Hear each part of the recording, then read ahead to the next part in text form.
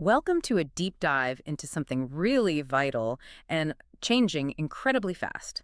The future of secure digital transactions right here in Europe. hmm Our mission today is to unpack the foundation of trust needed for this whole evolving digital economy.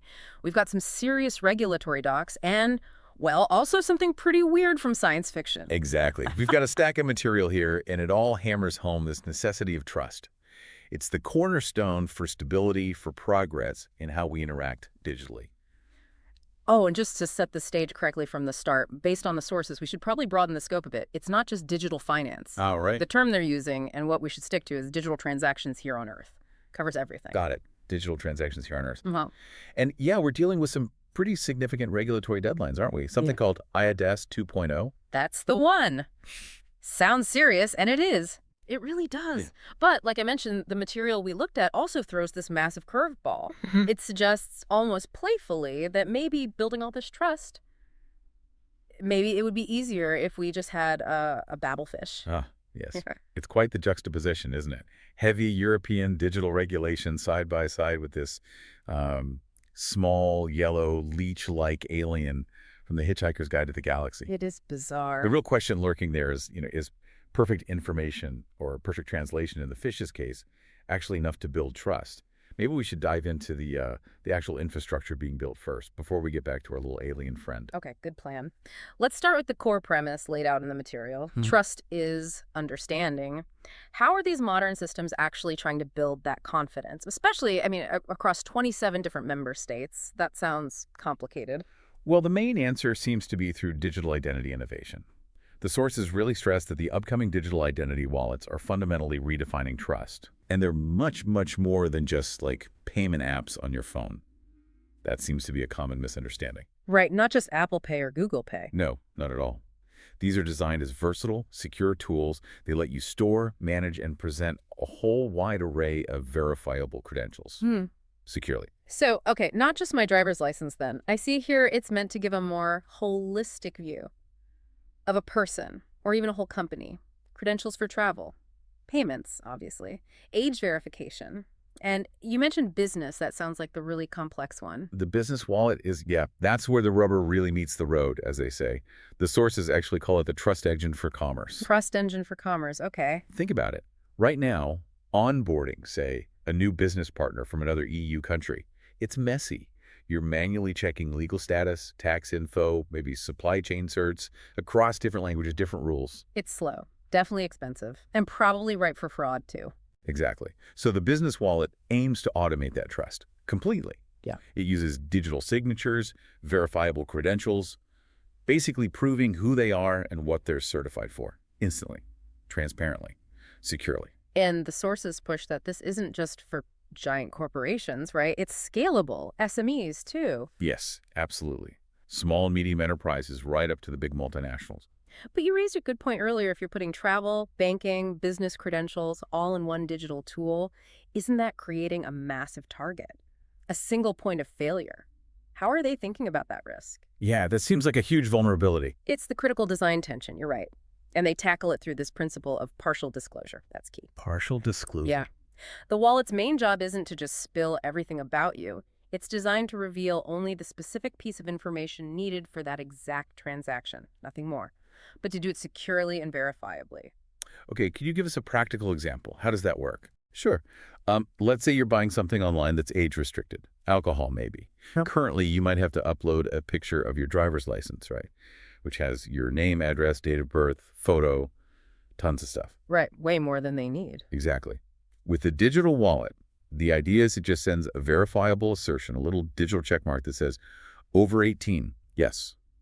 That's it. Nothing else. Ah. And that's what's supposed to build user trust. You get the security, but through minimal data sharing, even while the system itself becomes, ideally, universally usable. That really clarifies the value proposition. Okay, so to make this trust engine actually work across borders, across sectors, the sources say just building the tech isn't enough. You need rules, an operational blueprint. And they've apparently laid out this set of guiding principles. They're rather dramatically calling them the 10 Commandments. Yes, quite dramatic. But they're basically the non-negotiables, the things the system absolutely has to deliver to get people and businesses to actually use it. And this is where you really see that balancing act. Yeah. Speed versus privacy versus security. Let's run through the really crucial ones quickly then. Because if it fails on these, the whole thing kind of falls apart, right? Pretty much. All right, number one, simplicity. Use function speed. If verifying takes longer than digging out your passport, forget it. Right.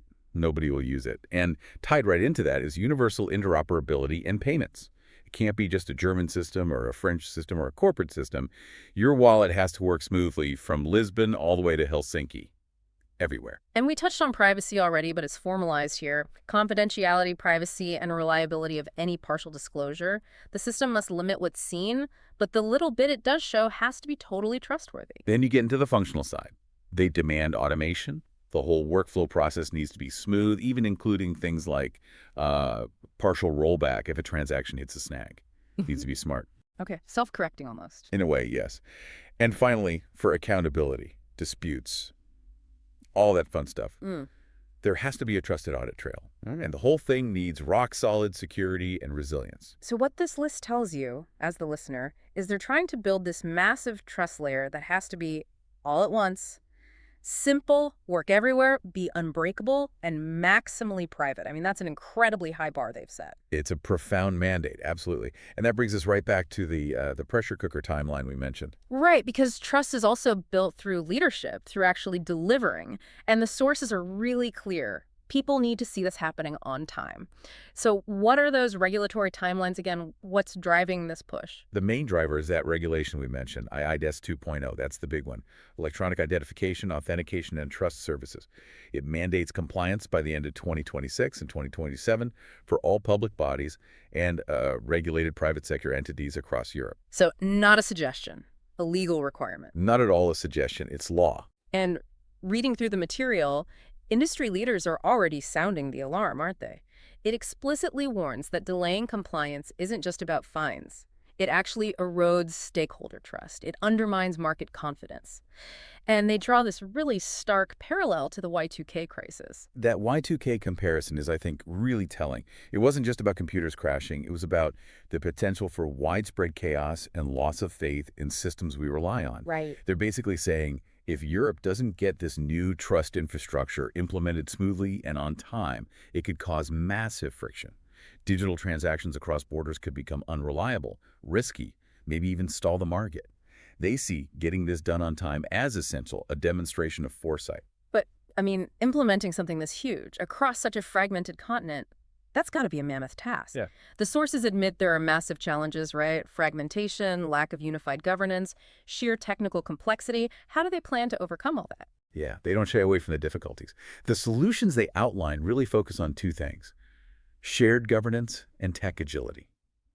They're pushing hard for transparent governance models to standardize practices across the EU. That's the political challenge. And technically, The mandate is clear. Build based on interoperability. Use scalable, cloud-based systems.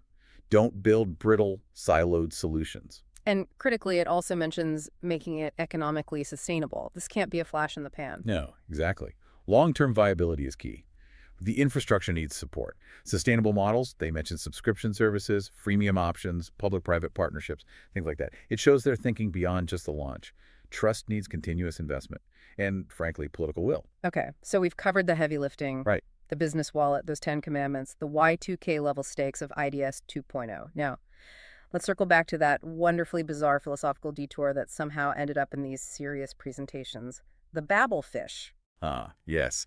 What's really fascinating, I think, is how the mechanics of this fictional creature mirror this quest for, like, technological perfection in communication. How does it work again? It's small, yellow. Small, yellow, leech-like, yeah. And probably the oddest thing in the universe, according to the book. It works by feeding on brainwave energy, but not the carrier's energy. It feeds on the energy from those around the carrier, specifically the unconscious mental frequencies. Okay, so it's reading minds, basically. The background noise of thought. Something like that, yeah. Yeah. It absorbs those frequencies, nourishes itself, and then, this is the genius part, it excretes a telepathic matrix directly into the carrier's mind. A telepathic matrix. Which allows for instant, perfect, seamless understanding of any spoken language in the universe. It just removes the language barrier completely, instantly. Okay, but here's where the sources get really, really weirdly philosophical. Well, The material details this whole theological argument that spins out because of the Babel fish, I know. the puff of logic. Tell us about that. Right. It's this perfect little logical conundrum. The setup is, the standard argument was that God refuses to prove his own existence, because proof denies faith, and without faith, God is nothing. Standard stuff. Okay. But then man discovers a Babel fish, and man argues, hold on, this thing, this tiny creature that performs perfect, instantaneous translation across all languages, is just too perfect, too Right. biologically complex. It couldn't possibly have just evolved by chance. So the argument is the fish itself is proof of God, a dead giveaway, as the book puts it. Exactly. It's irrefutable proof of intelligent design. Therefore, God exists. Yeah. And because proof denies faith God vanishes. instantly, Got it. in a puff of logic, Mhm. having been disproven by the very thing that proved his existence, is beautifully absurd. And apparently this argument became the central theme of a best-selling book in that universe called That About Wraps It Up for God. Incredible. Okay. Then, okay, the final twist. The most profound detail, maybe, that connects this whole mad tangent back to our topic of digital trust. What were the consequences of this perfect communication tool? Ah, yes. The ultimate irony. The sources state quite clearly that the poor Babel fish, by removing all linguistic barriers, by making communication perfectly clear between all different races and cultures. It brought peace and understanding. No. It caused more and bloodier wars than anything else in the history of creation. Wow. Perfect, instant information flow didn't guarantee shared understanding. It didn't guarantee peace. And it certainly didn't guarantee trust. Maybe it just made the disagreements clearer, faster, and more deadly. So, okay. Let's try and tie this all together then. We have Europe pushing hard for this digital trust infrastructure built on 10 commandments, designed for security, simplicity, governance, serious stuff. And then we have this ultimate communication device from fiction that delivers perfect, instant understanding and results in theological collapse and unprecedented warfare. What jumps out to you when you put those two widely different concepts side by side? Well, both the Babel fish and the digital wallet promise this instant, seamless utility, right? Instant communication for the fish, or instant assertion of identity and credentials for the wallet. Yeah, frictionless. Exactly. But the fish, it failed. It failed spectacularly because eliminating the technical barrier language did absolutely nothing to address the underlying intentions, the governance, the ethics, the why behind the communication. Perfect translation is worse than useless if the message itself is hostile and misleading. And that raises a huge question for our digital future, doesn't it? It really does. The sources are so clear that the foundation of this digital trust isn't just the clever tech, the cryptography. It's building a system that is transparent, verifiable, and crucially governed by those principles, those 10 commandments. So the provocative thought maybe is this. If Europe actually succeeds, if they build this trust infrastructure according to those incredibly demanding principles, simplicity, security, privacy, all of it, does the ultimate success depend less on the technology itself, less on achieving that Babel fish-like perfection of assertion, And more on. and more on the collective willingness, the willingness of leaders, of businesses, of users, to actually uphold the governance, to ensure the ethical intent behind it all? Is perfect, instant assertion of identity actually a greater risk if we don't transparently understand and govern the why behind the transaction it enables? That tension between the perfection of the tool and the messiness of human intent and governance. That seems to be the core challenge. Technology gives us the what, but trust depends on the how, the why. Definitely something for you to chew on as you navigate this increasingly complex world of digital transactions here on Earth.